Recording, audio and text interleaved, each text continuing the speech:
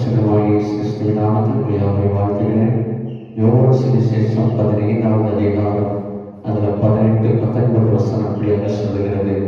உலகம் உங்களை பகைத்தால் அது உங்களை பகைப்பதற்கு முன்னே என்னை பகைத்தது என்று அறியுங்கள்.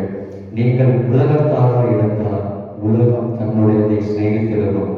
நீங்கள் உலகத்தாராய் இராதபடியினாலும் நான் உங்களை உலகத்திலிருந்து தெரிந்து கொண்டபடியினாலும் உலகம் உங்களை பகைக்கிறது. ஹல்லேலூயா.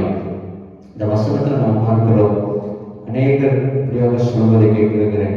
என்னுடைய நண்பர்கள், என்னுடைய சொந்தக்காரர்கள், நல்ல நேசித்தவர்கள் எல்லாம் என்னை பகைக்கிறாங்க.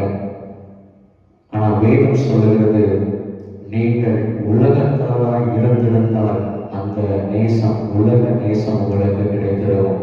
நீங்கள் உலகத்திலிருந்து பிரித்தெடுக்கப்பட்டவர்கள். ஆண்டவராகிய இயேசு கிறிஸ்துவினால நீங்கள் பிரித்தெடுக்கப்பட்டதினால், ஆண்டவர் உங்களை நேசிக்கிறபடியினாலும், நீங்கள் தேவனுக்குரிய பிள்ளைகளாக இருக்கிறபடியினாலும் உலகம் உங்களை பகைக்கிறது.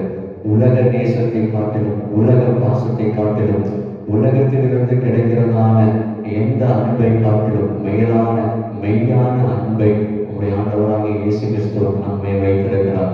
அதனால்தான் உலகம் உங்களை நேசிக்காதிருந்தாலும் உங்களுடைய ஆண்டவராகிய இயேசு கிறிஸ்து உங்களை நேசிக்கிறார்.